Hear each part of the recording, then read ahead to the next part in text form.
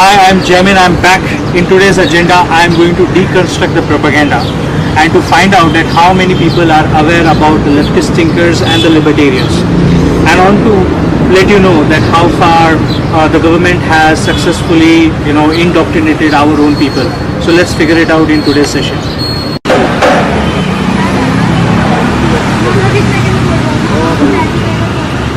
Do you know anyone of this? Oh yeah, I know this guy. He's a MN boy. Six को जानते हो? जैसे इसको कौन है? कार्ल मार्क्स, अच्छा, लेनिन, ओके, माओ। ठीक है। आप लोग इनमें से किसको जानते हो? नहीं, वो बोला जापान में गए। ये जापान का है? और आप कभी देखा है इनको? कभी पोस्टर? आप यूनियन वाले होंगे तो इनको तो जानते होंगे, मार्क्स वाले हैं, कम्युनिस्ट है। कभी इनका पोस्टर? भाई इनमें से किसको जानते हैं? नहीं जानता। अरे पता ना, किसको तो जानता रहेगा ना। अरे अपने आप को तो जानता रहेगा ना। नहीं जानता मैं। बच्चों इनमें से तुम किसको जानते हो? Anyone? Please, फटाफट. It's not your girlfriend's boyfriend's photo. Come on. Anyone? Who? What? House. This is Mao? Yeah. So how do you know Mao? Communism.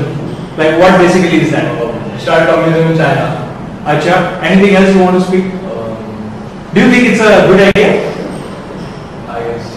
How it is a good idea? So I didn't get to sorry part. Like how it is a good idea? How do you know it's a good idea? Good idea. Yeah. Do you believe that communism is a good idea, right? No, I just said Acha, that's it? You know only Mao? Yeah. Anyone else, guys? Anyone here? Anything more about Mao? Yeah, he started his party, Communist Party in China. Okay. That's it? अरे मुझे बताओ इनमें सब किस तरह? अच्छा, कहाँ पे पढ़ा? अच्छा, और क्या जानता हो इनके बारे में? अच्छा, और इनमें से और कोई जानता हो? कोई पसंद है इनमें से?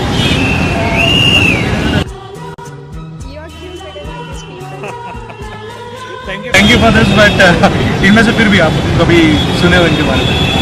Okay, thanks.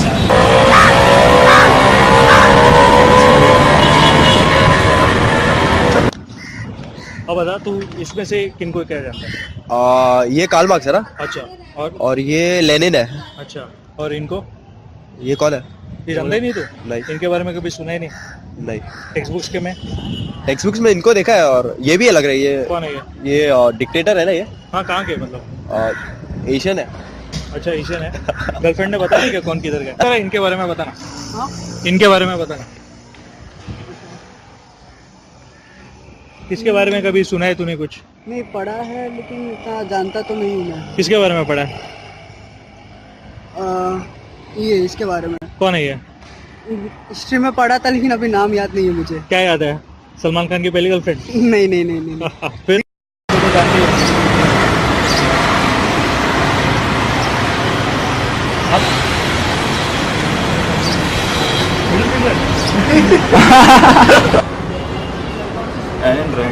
अच्छा, tell me more about her. इनकी नॉवल पढ़ी थी मैंने, एंथम करके। Okay, so what she claimers for, like what she believes in? I think the limited government, अच्छा, कम इंटरवेंशन होना चाहिए। ग्रेट, आई मीन या कूल, देन गो अहेड। कम intervention होना चाहिए पब्लिक की लाइफ में, और पब्लिक के पास ज़्यादा पावर होना चाहिए, डिसीजन मेकिंग पावर ज़्यादा होनी चाहिए।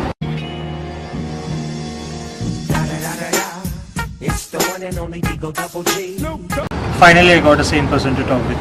Yeah. Yeah, because it's like I've been interacting, and people say they don't know more about these thinkers, the libertarians. They know more about communists, and communism is such a dangerous ideology that expands the size of the government, the power of the government, and the cost of individual liberty. Finally, you are the only person who is saying it. Thank God, man. इनको तो यार दादू की चप्पी देना चाहिए इनको भाई। हाय बोलो उधर।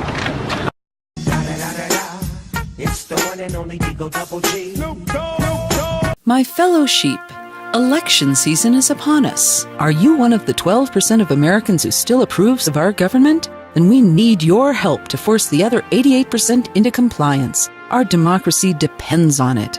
We're an organization called Citizens Against Too Much Unfettered Freedom, or CATMUF. CATMUF is a bipartisan flock of sheep whose goal is expanding government until nothing else remains.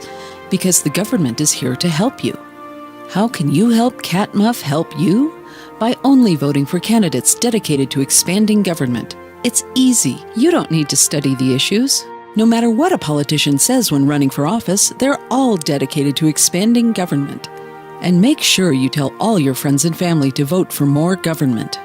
Here at CATMUF, we don't care if you vote Democrat or Republican, as long as you vote for candidates committed to growing our federal family.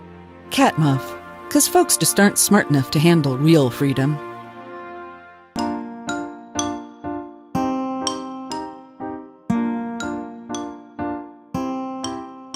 Hello, everybody, and welcome to Peaceful Anarchism on the Voluntary Virtues Network on theconsciousresistance.com and the SOLpodcast.org. So today I'm delighted to have Jaimine Vaishnav, who comes in from Mumbai, India. It's not an easy recording because it's like 5:30 in the morning over there. So please excuse him. He's doing a lot for this. Being on here, I'm very grateful. He's an individualist libertarian and an anarcho-capitalist. He's also a university professor where he teaches journalism, sociology, international business, and economics, among other things.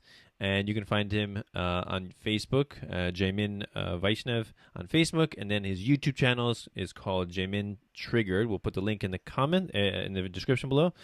And you can find him on Twitter at Meritocratic. And then also he contributes to a website called actualanarchy.com. So we're going to talk about his path to voluntarism and free markets, who influenced him, books that influenced him, and then some of his videos from his YouTube channel. He did a great one about taxation and theft. I think he was doing graffiti on some government buildings, which is pretty fun to watch. And he also did a great one, Man in the Street, video, which is like a social experiment where he was determining how much people in his part of the world understand, what communism is, what socialism is, and of course what free market capitalism is, and it was very illuminating video, to say the least. So yeah, we're gonna talk about that. So Jaimine, thanks a lot for coming on the show. Yeah, thanks a lot, and thank you for the brief introduction. So good evening to you, and it's morning here. Yeah, I know, right? I'm sure that's something that you gotta deal with a lot, right? A lot of people have their podcasts. I guess a lot of podcasters in this sphere are from the United States, right? So something you gotta deal with. So please get into your your path to how you came to this philosophy of voluntarism and free markets. Oh, well, basically it's like I used to be a Marxist, and I was kind of a socialist. So I think Orkut was quite popular 10 years back, and there were many communities. So I just got introduced to this word called anarchism. So I just, curiosity is the best teacher. So I just happened to Google this word called anarchism. And before, before 10 years, I never was introduced to anarchism because, it's considered as a dirty word, and we don't have, even at our primary school level, that we are taught what exactly is freedom or anarchism. So I think internet has played a huge role in shaping my way of thinking, in the way I learn and the way I've become autodidact. So I believe that, Wikipedia or other websites, I was not quite acquainted with all these anarchist websites that are so much in numbers today that we see in comparison to the last 10 years. And following Facebook discussions, followed thereafter from Orkut, because Orkut failed in the market because of lack of innovation that we had Facebook. So on Facebook, I saw many anarchist libertarian communities. So I was a slow learner, and I was trying to understand, a very different ideology in this setup, because most of the people are obsessed either with democracy, either with dictatorship. So anarchism is something that goes above both the ideologies. It does not fall in any of the spectrum, because anarchism is about freedom, and freedom cannot be limited as long as it is responsible. So two friends, Vinith and Arvind, on Facebook, they're also my Facebook friends, have played a huge role in shaping my views and all. Both of them continue to be libertarians, and I have just shifted from being a libertarian to anarchism. I used to support small government, but I think small government is also a contradiction when it comes to action or delivery of services. So that has been my journey, and then I entered the profession of teaching in 2012. So I got a computer on my desk, so I used to use it productively. So I started visiting Mises.org, Bastille site, and I started watching some YouTube channels and all. So yeah, so since there is too much of free literature available on internet on anarchism and liberty, so I started reading books. I got a Kindle. I used to develop regular habits on reading all these ideologies, and then I started, talking about it in my classes. And it is really sickening. It is really shocking that we do not teach the other side of the coin. We are quite obsessed with Keynesian theories. We are quite obsessed with socialism. We are quite obsessed with Marx. I mean, Marx is more popular than even God today, unfortunately. Yeah. Right. So he's a kind of a saint that has become so popular for all the wrong reasons, though people are not able to logically decipher it. So it was a gradual shift. It took me like minimum 5 to 8 years from coming from left side to the right side and moving beyond the right. So I think that has been my journey of learning about anarchism. And today I have like good or say sufficient knowledge to understand anarchism and function smoothly in this way. Yeah, I see so often that, so many instances of proof showing me that the internet is such a powerful tool to spread information, and has done such wonderful things. Because, before, right, you had, let's say, like, I always compare the appearance of the internet to the Gutenberg Press in the 15th century, when literature was like, it was confined to just, the religious clergy who understood how to read the Bible like in Latin, and everyone else just had to rely on them to interpret the Bible. And then all of a sudden the Gutenberg Press comes out, and not only can it be mass produced, but it can be translated into the various languages, the vernacular, the local languages. And all of a sudden, there's an explosion in information, and people are exposed to this, and they can read the Bible directly, and how that's such a wonderful thing.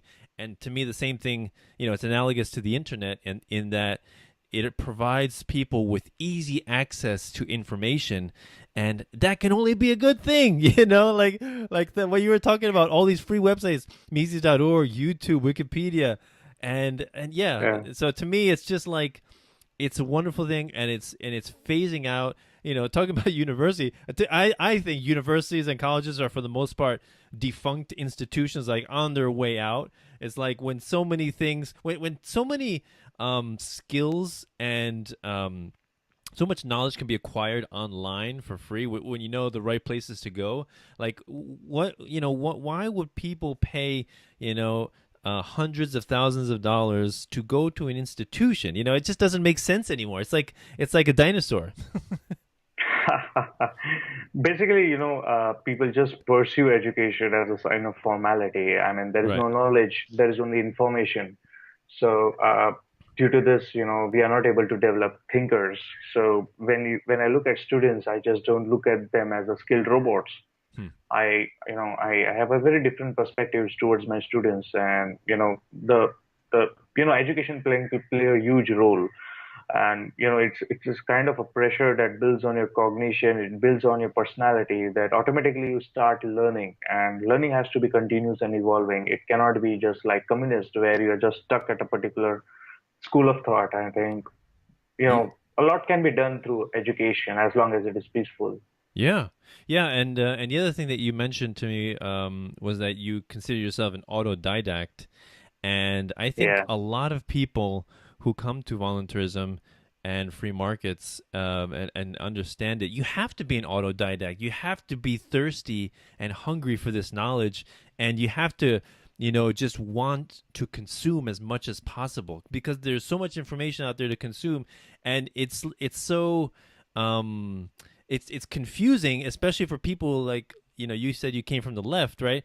It can be very confusing. Like, imagine somebody coming, you're on the left, and somebody come to you and try to convince you of all this stuff. You're going to reject it immediately. But if you pursue it yourself, and you, out of curiosity for discovering, the truth, discovering what is objective and what is what is economics, why do people act the way they do, it's an amazing thing when people have that curiosity to educate themselves, and I think that's the reason I have my channel, my podcast, right, trying to educate people and contribute to the wealth of knowledge that's already in existence, and so yeah, that's my goal.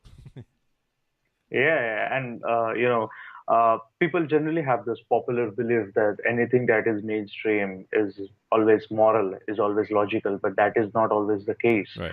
Anything that is mainstream could be legal, but you cannot mix morality with legality. Right. So anything that is not mainstream, that is the science of human action. I think that is more about economics. I think that is the real economics. Yeah, definitely. So please, please get into, let's see, your video. So you talked, well, actually, before we get into your video, let me just ask you who, like, what books have you read that really influenced you, and, authors, and what, like, podcasts or YouTube channels really influenced you along the way? Okay. So I think Wikipedia, and some other blogging websites, I'm not able to remember the domain. They have helped me a lot during the primary stage when I was introduced to libertarianism or even economics. So I think I would credit them, and then followed after that Mises Institute, fe.org, even books, novels by Ayn Rand, though I don't agree with her, but her books have also played a huge role. George Orwell's 1984 Animal Farm, I think it is completely relevant in today's time. So, and even I suggest these books to my students because, I don't want them to experience the same dilemma that I faced it. So I think it's kind of a social work, unnoticed social work, which I am doing in academia. So Human Action, and Introduction to Economic Reasoning, Jonathan Gullible by Ken Schooland. I think these books have played a huge role in looking at the way I used to look at economics. You said you read Human Action by Mises? Yeah. Wow, the huge book. Yeah, it's like I would say it's a Bible of economics. I mean, it needs to be that. I mean, you can't ignore reading Human Action. Right. I mean, it doesn't make sense to read the general theory of money, credit, and all. I mean, John Maynard Keynes is completely irrelevant. I mean, the biggest tragedy of our civilization is its existence. So I think, Human Action would make more sense. Yeah. I think we should, give a due publicity to Human Action. Podcast, I think Stephen Clyde, Amit Verma's podcast. I mean, he's also a libertarian based in Mumbai. Just 2 days back, he wrote on taxation as theft on a mainstream newspaper called Times of India. So, I think for the first time, it was introduced, but I'm quite unaware of the outcome, like how the people reaction and all. So I think your podcast, I mean, you're doing awesome work. I mean, Peaceful Anarchism is really, I mean, it's completely in sync. Anarchism is peaceful and peace is anarchism, and the liberty is something that is the soul of both the concepts. Right. So, I really enjoy listening to your podcast. Wonderful. Thank you very much. I appreciate that. Yeah, when I first made this, when I first made my website, I remember talking to my wife, I wanted to have anarchism in the name, but my wife was uncomfortable because, it sounds like a very contentious and inflammatory word. And so I'm like, all right, so let's put the word peaceful there so that clear up any confusion that people might have if they get scared by the word anarchism. So yeah, I think that kind of helps in that, because if we just say we're anarchists, then of course they're immediately going to believe that we just want to bomb people and, and cause disorder and chaos. But, so we really have to advocate that. No, of course not. I mean, it's kind of funny that people who know me think that, because I'm a homeschooling father. I have 2 kids. I have an 8-year-old son and a 6-year-old daughter, right? And so if I told them I'm an anarchist and they think that I want to cause disorder, I'm like, what do you mean I want to cause disorder? I have 2 little kids. What kind of disorder would I want to cause? It's ridiculous. So my goal, my objective is education. Is education providing people with information to improve their lives, to better understand the world. And one of the best ways I describe what I do is I try to spread philosophy, morality, and economics. To me, those are the basic things. And then once you understand those, then then voluntarism and anarchism and capitalism, they I think they just come naturally, right? So so that's kind of me. And of course, when I first introduced myself to people, I don't call myself an anarchist, but I just I talk to them and I kind of help them establish that I'm a decent, moral, kind-hearted, compassionate human being, and that's it. And then, oh, by the way, I'm an anarchist. After they know me, they're like, oh, you're an anarchist? What? Yeah, actually, the word anarchism has been widely abused. I mean, it is being used as a wrong connotation. It is used as a negative feature. But, I mean, that's not the way. I mean, anarchism truly believes in non-aggression principle. It doesn't believe in aggressing violence. But unfortunately, the mainstream public sphere has played a huge role, or you can say a destructive role, in defaming the word anarchism. But when it comes to educating people, I just cannot start directly, I'm an anarchist, because people develop the perspectives and outlook, a kind of schema. Yeah. So it makes sense to indirectly talk about and make them question about tax, make them question about their freedom, and make them question about their relationship with the government with reference to accountability. So, people get easily, get listening to you. So that makes sense. That could be a beautiful strategy in education to start with. Yeah. So let me ask you, when you meet someone new for the first time and you want to introduce them to these topics, how do you go about doing that? I use Socratic method in my teaching. So, that makes sense. That creates a culture of participation. And I think anarchism is about having conversations. Yeah. And I think conversations are quite important in smoothing, our ideological introduction. So I never start directly saying that let's not have a government. Right. I give them a case study. Okay, now you are policy in charge. Now you have government having so many powers. The government in India has banned beef. The government is not in the mood to legalize homosexuality. So don't you think it is government's business to tell us what we should do, what we should eat, what we should not drink? I don't think it's government business. And most of today's youngsters believe, in a kind of freedom, but they exactly don't know in which direction should they be, going ahead. So I think this is where the leftists have, almost hijacked their mind, or like somewhere, okay, let's have a freedom, but then we have a equality. We need equality. We need to be socially responsible person. So I say, no, you can be socially responsible only when you're individually responsible. So with individual responsibility, you can do many other magical things and greater things in a society. So, this becomes a primary session in case study. Then I give them, okay, there are so many tax slabs, there are so many tax rates. So is it morally good that, the government collects taxes at gunpoint? Is it morally good that, we should not progress more, so that when we progress more, we pay more taxes? So don't you think it is wrong? I mean, progress is a sign of prosperity, and prosperity is the feature of our civilization. Right. So, this is where they start thinking, so it takes time. It takes minimum 3-4 weeks for them to understand the whole equation. And thereafter, you start telling them, okay, go back, read about free market anarchism, read this book called Human Action, read this book called Jonathan Gullible. So, people start reading it. And once they start reading it, then they understand, okay, yeah, this is a problem. We never saw this problem. We never realized this problem. Like how Frederick Bastiat in his the book called The Law talks about the seen side and the unseen side. So we are quite obsessed with the seen side. We never calculate the cost of the unseen side. Right. Yeah. Yeah, there's a YouTube channel. I'm not sure if you follow it, but it's called Learn Liberty. And there you do follow, awesome YouTube channel. I love it. And one video reminds me of when I think of India, because they talk about a few videos. Like one of them was about sweatshops and how sweatshops help lift people out of poverty. That's one video. That's wonderful. And then another one is talking about how some people will say when they think of capitalism, they think of the rich and the poor, right? And the rich are getting richer and the poor are getting poorer, right? People often think about it. The divide is increasing, right?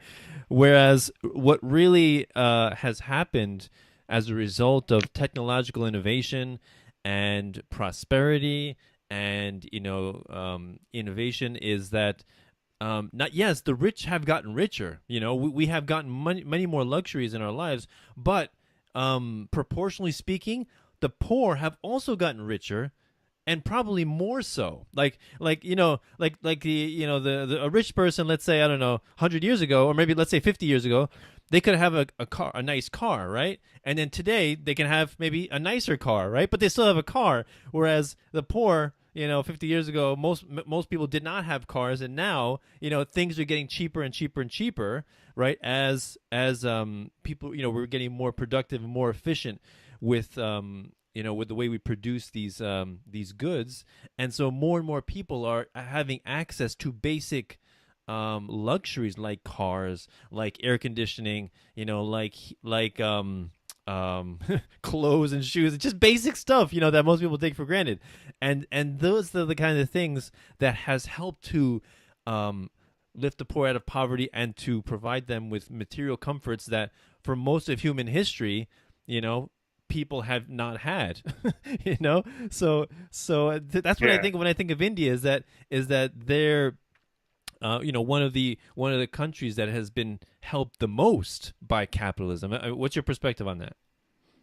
That's a very interesting case. I would like to cite the example of Milton Friedman. Milton Friedman traveled to India in 1970s, and he made a documentary that why the handloom industry in India is not progressing, it's not competitive, and why it is running in loss in 1970s. That is because from the period of 1950 till 1990, India was a closed economy. We practiced license Raj system where almost everything was regulated, licensed, and all. So due to regulations and licenses, you never become rich, you become poor. Logically, I think regulations, make sense for libertarians, because when anything is controlled, the market provides. So this market is basically the free market, and the free market kills the economy of the government. So Milton Friedman, there's a YouTube documentary as well available online. What is the name of that documentary? I think handloom. I think Milton Friedman Handloom India. If you just use these keywords, okay. I don't exactly remember the title of the documentary. So in that documentary, Okay, go ahead. Sorry, go ahead. Yeah. So he talks about how the government is messing up the economy of handlooms, and it ran out of the business because the government didn't introduce technology, and the government was not in favor of technology because technology is a threat to the government. Today we see that the government is very scary of blockchain technology and even cryptocurrencies. Right. So that reflects the nature of the government, that it is really scared of technology, because technology makes people to think, it empowers individual, it expands the size of freedom. So and the way technology is shaping our education system as well, like most of the people, some of the people, like in a very gradual way, are trying to do self-learning. So it's a threat to the government, it's a threat to the revenue of the government. That is why they will regulate it, saying that okay, it's not good, technology is not good, people don't have digital access. For example, in India, only 8 to 10% of total population, the total population is around 123 crores. So out of 123 crore, only 8 to 10% have access to internet. So the government says, okay, the 90% do not have access to internet, let us not legalize cryptocurrencies. Blockchain technology is a threat to the poor people. But why are people poor? That is a basic question, a fundamental question we should be asking. People are poor because there is too much of government in the lives of the poor people. So the rich get richer not on their own. The rich get richer only when the government, favors certain kind of industries. So not all the rich people get richer. Only some section of the rich people get richer. So, free market has not been widely understood, and the communists have their own version of freedom of market. Like they say, free market is not good because it does not empower people. But if you logically do a postmortem of the history of economics, I think capitalism has lifted many people out of poverty. Capitalism has led to innovation. Innovation has led to competition. Competition has actually, brought down the prices, and it has increased the purchasing power of the people. So I think that's the beauty of capitalism. Right.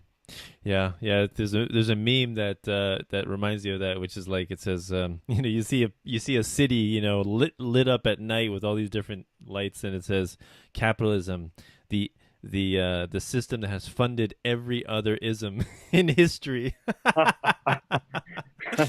No, I mean capitalism. I mean I mean it's logically impossible for a capitalist system to coexist with a central banking system. Right. I mean, Right. the central banking system is not a capitalist system. The Right. central banking system is dictatorship of the government Right. because they enjoy monopoly on printing money out of thin air. Yeah. So when you have a monopoly on money, you're not capitalist. A capitalist believes in voluntary interaction, not in forced interaction. Yeah. Or the way I like to describe it is the way Murray Rothbard describes it in Anatomy of the State, which is that the productive and the industrious are the ones that are actually contributing to the wealth and resources of the world, and then the state is like the parasite, the tapeworm or the tick that is slowly siphoning away resources, doesn't create anything, doesn't make anything useful. It just siphons away, or we can say steals the nourishment and the productivity from those that are actually doing the work and being industrious, and then of course claims credit for the entire process. Yeah. or another way I like to describe it is, you see a parade, right? And then somebody jumps in front of the parade and they claim credit for the entire parade. So that would be the state. Yeah, only if people were introduced to know what exactly is public choice theory, which emerges in 1980s. I think public choice theory in economics can be a good start for people to understand the economics and the maths of regulations and taxes.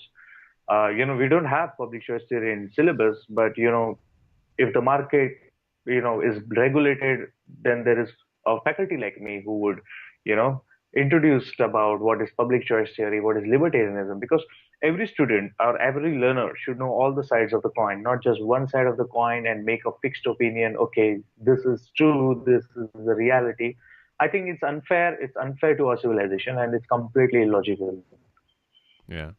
So let me ask you, given that you are an anarcho-capitalist living in India, so I'm very much more familiar with what's going on, central banking in, with the Federal Reserve in the United States. So how is the Indian central bank doing? Is it also?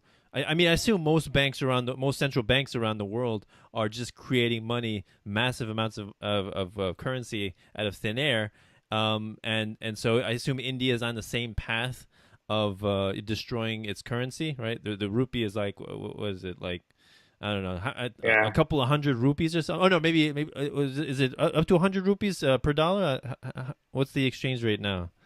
Currently, it's 68 rupees per dollar. 68. Okay, so, sorry. Yeah. The rupee is depreciating because the government wants to boost exports.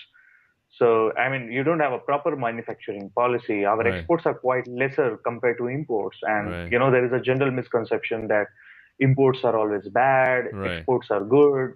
So I think that's a tragedy. Yeah. So coming to central banking system, I would, cite Mark Thornton's research paper here. I think he has written a research paper saying that central banks suffer from apoplecthorismus phobia, which means the central banks don't love deflation. They love inflation because Right. it gives them more access to influence the monetary policy in their own way. Yeah. So currently the central bank is actually also suffering from government intervention. Like there is too much of government control and interference in the central banking affairs.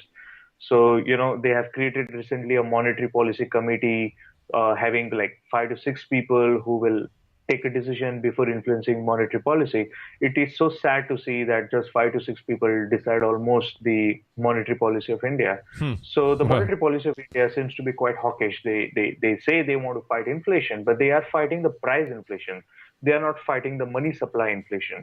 So, it's like it gives a wrong impression to the government. Right. So, I mean, it's and most of the mainstream is writing editorials, blogs. I don't know how many people read it.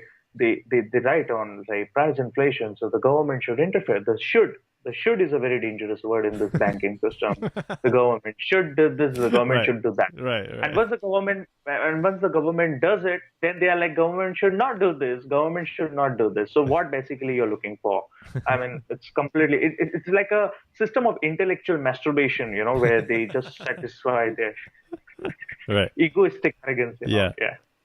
And another thing that I find fascinating with India is that Indian culture already understands the importance of precious metals, right? Especially gold, and so I remember reading about India how it's very difficult for financial institutions in India to convince the Indian people to save their wealth in financial instruments like, I guess, stocks or bonds, things like that.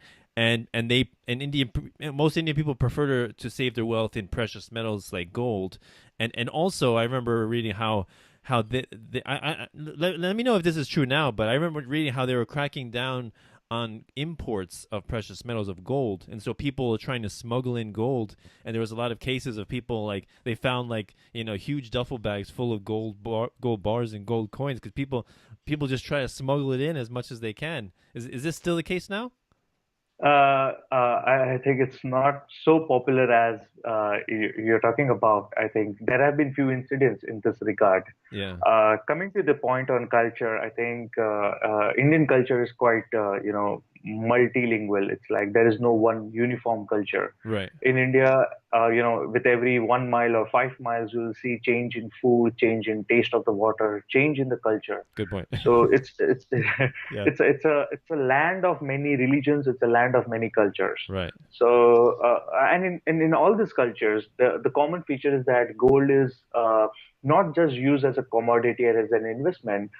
It is like a cultural product for them. It's like, we import too much of gold because we believe that gold is a sign of prosperity. So every household have some amount of gold where they use it for the conspicuous display during marriage events or some other reasons.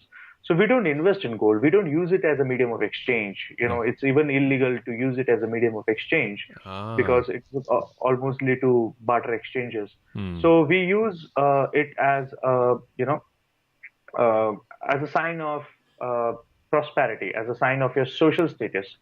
So smuggling is due to happen. It's because of regulation of gold phenomena. Right. So you can't do anything about it. If you regulate something, people will always demand that more. Right. That's Exactly. how it functions. That's how the nature of humans are. Yeah. Exactly. Once the state prohibits something, that increases the value of it and the price, and then you get black markets, and you get gangsters who are willing to risk danger in providing that product to people who want it, right? And people who are willing to pay for it. So please get into some of your videos from your YouTube channel. The taxation is theft, the graffiti one. So why did you decide to do that one?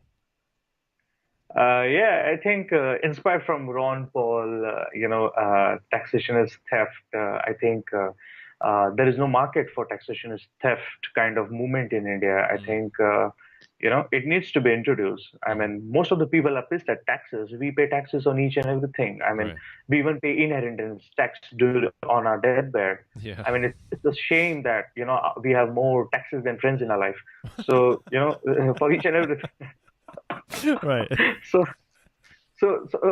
we have taxes for each and everything. I mean, it's wrong. I mean, I sometimes feel that it's wrong to exist here.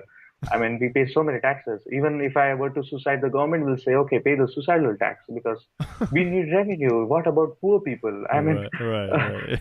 paying tax taxes is completely, different from tax spending. Just because people pay taxes does not mean, the government would spend according to your whims and wishes. Right. But there is no incentive to be accountable in looking after tax spending. So the government spends recklessly, despite of paying so many taxes. India's fiscal policy is in deficit. Our current account is in deficit. I mean, where is our tax money going? So I just thought to make a video on this because I thought, nobody likes to read nowadays. People just like to watch videos. This is a Facebook generation, So Yeah. so gone are the days of people going to the library and reading about human action. Now they just want in 2 minutes human action summary. We don't have time because we invest our time in paying taxes to the government. So I just thought to make a video on taxation and theft and talk about that how it is a legal robbery. So I use deontological arguments, like especially how it is moral and immoral to pay voluntarily and to pay by force.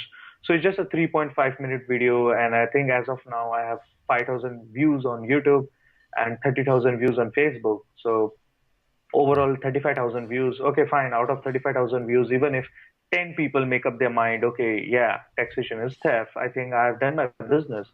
So this 10 people are a threat to the government. If this 10 people, listen to the principles, so it's likely that they are not going to obey with the structure of tax. Even on Twitter, I tag Income Tax India handle. See, okay, this is taxation is in India. I mean, taxation is theft in India. Go do the heck what you want to do it. So I did this video adventurously last year with two of my friends who supported me in buying a graffiti and shooting the video. So it was quite enjoyable, and we shot at night. So, it needs to be shot at night. So we even saw, cops, at night, trying to check out what's happening in the area. So we had two, police jeep, halting at our destination and asking what I'm doing. I said, I'm a tourist. I'm new to the city. I'm just trying to capture pictures. They didn't see me doing graffiti. Otherwise, I would be arrested. But it would make sense if I'm arrested, because in India, most of the careers come from jail. Either you become a politician, either you become a mafia leader, either you become a popular person. So jail is like another educational qualification. So if I'm arrested, taxation is theft in India, it becomes popular here. Why I'm trying to talk about in that way is because you need to popularize the movement so that people start having conversations. We don't have conversations on tax. People are angry, people are frustrated, but they are not finding a proper argument, a proper channel through which they can express, that taxation, we can't have so many taxes. Like, I'll give you some data. On coming to direct tax, around 2 to 3% of India's population pays income tax. The rest, everybody pays GST, that is goods and service tax, which is nothing but indirect tax or consumption tax. So consumption tax is more, regressive, because it also kills the purchasing power of the poor people, because the rich and the poor pay the same amount of consumption tax. I mean, when it comes to the tax rates. So the rich, those who are smart enough, especially the political class, they evade paying taxes. And you can see that there has been a rise of, the black money in the Swiss bank. There has been 50% increase in wealth in Swiss bank account. Now, why is there an increase? That's because tax is not a good incentive. So we can have discussions, we can have solutions, like we can have tax choice, we can have a tax consent. So we should pay taxes only for those services, because you can't suddenly create an anarcho-capitalist society or saying that, okay, we will just pay for the private services that we consume. Because, the economic structure, the cultural condition of India is completely different from US. I think the good thing about US, no doubt, is that you have a history of liberty. You have a history of libertarianism. India does not have any history of libertarianism. Yeah. So it's really challenging to introduce taxation is theft on mainstream level. So let's see, how far my video goes, how far my understanding is comprehensible in the people. So I think it's a wait and watch situation. Yeah. I mean, you're right that India does not have a history like the United States has, I guess Murray Rothbard and Hayek and Mises, and you're right that I guess we're very grateful to have those people, and India. So you're basically the I guess you're like the Mises of India. You know, you're the first one starting from ground. Like how many other volunteers and anarcho-capitalists have you met that were already already understood the philosophy? Have you met any or many? Yeah. I mean, there's a Facebook group, Indian Libertarian Discussion Group, where there are around 3 to 4,000 of libertarians. I don't know whether they are really libertarians or they are learners, but it seems that there are libertarians, but the portion is quite less compared to the population of statists here. Right. So I can't I agree with you. I mean, I love your compliment. I may be a missus of India, but I think even before me, say 60, 70 years back, we had B.R. Shenoy in 1950s and 60s, who has been to West and East Germany, and I think his work is not so popular. He himself is not popular because there is no such introduction, or there is no statue of him, elsewhere in the public sphere. Right. So B.R. Shenoy was a great economist who talks about, liberty, minimum size of the government. Then there is another jurist, Nana Palkhiwala. Even C. Raja Gopalachari, he has been a politician in 1950s who believed in free markets. So, there have been, but they are not so popular compared to other politicians. So I would credit them as Mrs. of India, the real architect of free market thinking in India. I think they are, because they are the ones who got the idea of free market, because we were under colonial rule. So, after British leaving India in 1947, we were directly introduced to socialism. So, we never had a free market school of thought, and there are few other folks as well. Like there is one friend whom, like Madhusudan Raj, is in Baroda University, who is also a libertarian. There's a Jayant Bharadwaj who also talks about liberty. He's based in US. He comes to India often. So yeah, Amit Verma, Kumar Anand, I think these are the guys whom I know personally are well-established libertarians. We do have libertarian think tanks here, like the first is Center for Civil Society. I'm not sure about their political leanings, but they have produced literature on free market. There is Liberty India, coordinated by Barun Mitra, who is also a popular libertarian, but the popularity is only in our circles. I mean, not at a mainstream level. These are the few established folks, you can say the old ones who are the pioneers of libertarianism movement here. That's wonderful. Yeah, that's great. I mean, yeah, it's an uphill battle. It's an uphill battle for us, and we do have, a lot of, a good amount of literature and prominent figures, but it must be even more difficult for you guys because, you don't necessarily have all that ground, that foundation. So yeah, I really credit you guys a lot for doing this work, because it's I think spreading voluntarism and free markets and capitalism is really a thankless job. Like how many people do you meet that say, Jaimine, thank you very much for spreading voluntarism and anarcho-capitalism. I really appreciate. How many people do you meet that appreciate your work? It's most of the time, you just hate the poor. You just want people to suffer. You want disorder.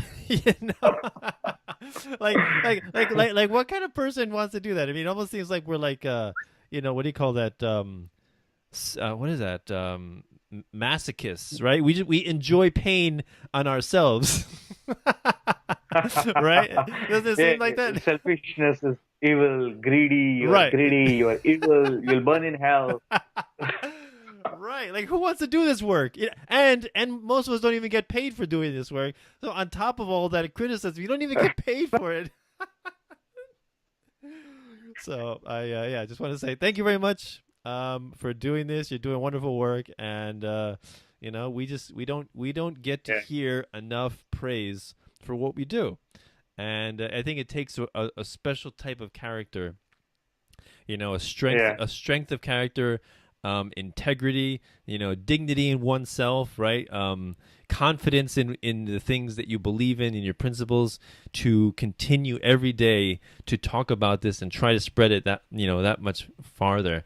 And I think, it's a very unique thing that you have to. It's a very unique personality that has to be you know, that has to be that way. It has to enjoy that kind of discomfort. But anyway, I mean, it's better to, live your life the way you wish to. I mean, it does not make sense to live your whole life by kneeling down on your knees. I mean, it's modern slavery. Yeah. So I think anarchism liberates people. Yeah. I mean, people should research before having any loud opinions. Yeah. And last but not least, taxation is Yes. theft. It will always be a theft. Exactly. So before we go, like mention your other video, your man in the street social experiment, and talk about what you did in the video and what it's about and why you did it. It's like my mind is quite creative. If you look at my YouTube channel, there is different videos of different theme. There is no continuous flow that I follow a particular structure of doing this video. So there is a video on taxation is theft. There is a video in which I'm debunking the concept called nationalism, which is also very seditious and controversial in nature. Then there is one, Voxpop, trying to understand the popular opinion. So a Voxpop on Marxism versus Libertarianism. So I'm introducing this words directly. So at least, before watching the video, people get a rough idea what exactly I'm doing. So in that video, I conducted a social experiment in which I'm trying to understand popularity of Karl Marx, popularity of Marxism ideology, and trying to compare with how many of them have been introduced to about right-wing thinkers like Ludwig von Mises, Friedrich Hayek, B.R. Shinoy, Ayn Rand. So just wanted to do a social experiment that, whether people are really introduced to such ideas. So shockingly, and I was expecting the outcome because I am quite familiar that people love Marxism because they have been taught about Marxism, and they believe that only Marxism has a monopoly on talking about poverty, but that is not the case. I think Marxism, has just created the system of Gulag where you are just killed for voicing your opinion. So I conducted this video with different age groups. Like I asked, the taxi unions, I asked students, I asked the general audience on whom do they know, So only one person could make out of so many people. Like I interviewed around 7 to 8 people. So out of which only one person could say that, okay, I know she's Ayn Rand because I've read a novel called Fountainhead or Anthem. Wow. The rest were like, okay, he's Karl Marx, he's Karl Marx, he's Karl Marx. You said 78 people you interviewed? Yeah, 7 to 8 people. Oh, 7 to 8. Oh, sorry. 78. Okay. Yeah. Okay. Yeah. But anyway, like every year I encounter with 300 to 400 students in my academic capacity per year. In my personal, academic capacity, I encountered 300 to 400 people anyway. Yeah. So, most of them are socialists by default. So anyway, it's an opportunity for me to economically make them think. So coming to this video, the outcome was like almost expected. I didn't, try to interfere with the outcome or something as such. And it was just a 5 to 6, 7 minutes video where I'm even entering a classroom asking a bunch of students that, okay, guys, whom do you know this? So even over there, Mao Zedong is popular. So this social experiment was to highlight that how are we doing wrong with education? How are we doing wrong with certain economic thinking? So that is the hidden conclusion of this video. And I think, somewhere I think libertarians need to organize themselves and, work towards this direction where we are depopularizing Karl Marx because the idea of communism is very dangerous. It has killed more people than people have killed people. So, somewhere we need to know the line. Yes, it's really amazing how people intuitively understand the horrors of Nazism and hate Hitler, rightly so, right? However, they have a special place, a special warm place in their heart for communism and socialism, which comparatively has killed many, many more people and enslaved many people, and I mean is currently enslaving actually even today. And it's really amazing how it's like a blind spot, in their mind that they have for these regimes, and I guess you can really credit that due, to the government schooling, right? That they believe that the state is necessary for the smooth functioning of society. Without the state, we would just be working 18-hour days, no bathroom breaks, no vacations. Infants and toddlers would be working. we would be eating poison sandwiches, and appliances would explode in our face. If without the minimum wage, without all these OSHA regulations, without all this stuff, thank goodness for the state to bring order to our lives.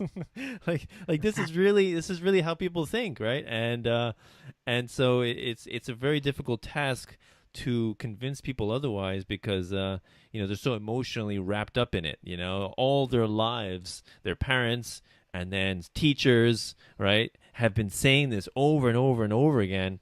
And so how do you work to disentangle all of that confusion? It's very difficult, right? True, it's quite challenging, and even your profession could be at stake if you are being quite bold and vocal here. Right. If you take freedom of speech ranking of India, we rank at 138 out of 190 countries. So by this, you can make out the judgment that in India, there is no freedom of speech here. So I have to be extra careful on what I'm saying, why I'm saying it, Right. because people are quite emotional. For them, feelings are more important than facts. Right. So we also need to be, I think somewhere the libertarians need to emotionalize the content. We are quite intellectual in our way, so that does not incentivize people to listen to us. So somewhere we need to create case studies or stories in a very simple or a layman words, where people are able to identify themselves with the problem. I think that could be a very beautiful strategy in which we can popularize our idea, our school of thought. In fact, libertarians are more pro-poor than communist, because we believe in freedom and we want all the people of every strata to be free. Right. So I think this is where we can use it as a USP, because that is in our nature. Otherwise, the communists are going to transform economics into a dismal science or a rocket science. Before we fail our humanity, somewhere we need to introspect quickly and organize beautiful strategies to track down on them. Yeah, and talking about how you say libertarians and anarcho-capitalists are the most pro-poor, or I mean, we advocate for the poor and to help them out of poverty. It's that the primary reason that people stay in poverty is, I think, a combination of a few things. One of which is the welfare state, right? People get paid to not work, to be idle. And in addition to taxation, all the various taxes keeping people in poverty, just constantly stealing money, like 50% probably in total, combined income tax with everything else, 50, maybe 60%, just complete outright theft. And how much of that is actually keeping people in poverty, and yet people tend to think that the state is necessary or else we'd all suffer. So I think freedom is necessary. I mean, freedom comes, it's a God's gift. It's a nature's gift that we need to naturally and rationally embrace it. So when you have, for example, when our families or when our parents are conservative, or when they are more like a nanny state, the kids are liable to make more mistakes. So when the parents are more thinking like a libertarian or more flexible in their way of living, so kids do make mistakes, but they learn from their mistakes. So similarly, using this as a parameter to understand the ideology of the state and anarchism, I think we are all gonna make mistakes, but in the scope of not repeating the same mistake is higher in anarchism than in statism. So this is where I think we make sense. Yeah. Yes, definitely agree. Well, wonderful conversation, Jaimine. Thank you very much for talking to me, for joining me. It's really excellent, very informative.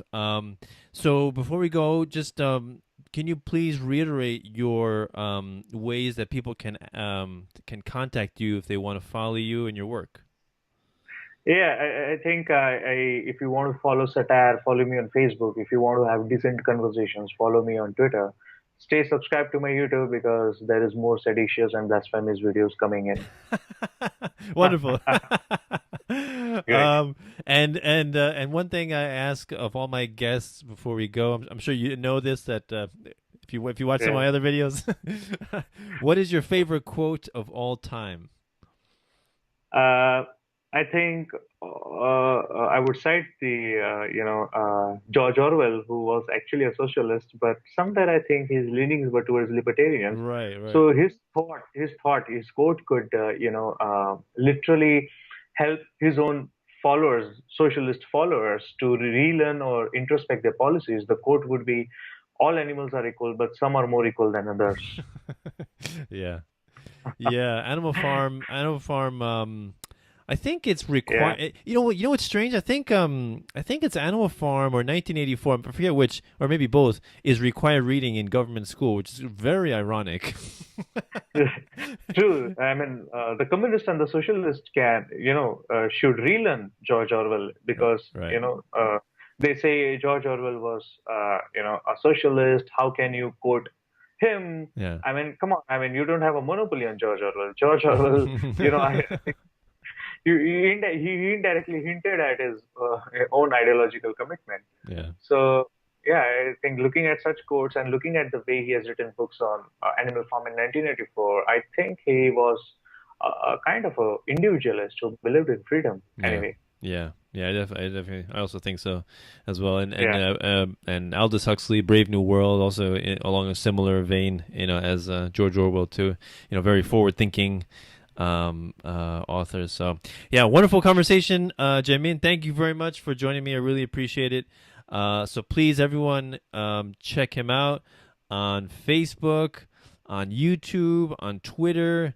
I think he's producing wonderful content from India, and he gives a fresh perspective on these principles that I think so many people need help in understanding. And the more people around the world that embrace this philosophy, the better. More prosperous we'll be as human beings. And it's a pleasure to me to see when I see groups like I see groups on Facebook like volunteers in Pakistan, volunteers in India, volunteers in Russia, like all over the world. These groups are popping up, and it just makes me so happy to see that slowly the seeds are being planted. And actually, I don't know if you heard the interview that I did with I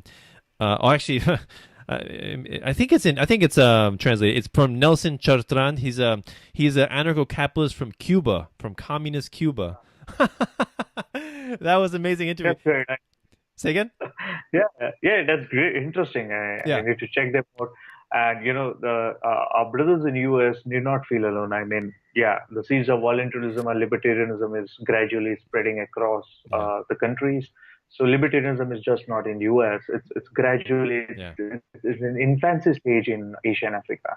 Oh, it's beautiful, and I have that's a major reason why I have so much hope for a bright future. I'm extremely optimistic when it comes to the future. And I'm just helping to spread it that much farther and that much faster before I die. That's my only goal. Just encourage it that much more. So yeah, great conversation, Jaimine. Thank you very much for joining me. So this is Peaceful Anarchism on the Voluntary Virtues Network on solpodcast.org and theconsciousresistance.com. Wishing all of you have a wonderful day. Take care. Bye. Thank you for listening. If you enjoyed this content and would like to see more of it, please feel free to donate and help me interview other fascinating people. You can do so through Patreon. That's patreon.com/peacefulanarchism to help me out. $1 a show is all I ask. If you feel so inclined to donate more, please feel free. It will only assist me in spreading the message of freedom and voluntarism that much farther and that much more efficiently. You can also donate to my Bitcoin. My Bitcoin address is in the description to my videos, as well as on my website, peacefulanarchism.com. And while you're on my site, there's a donate button to donate through PayPal.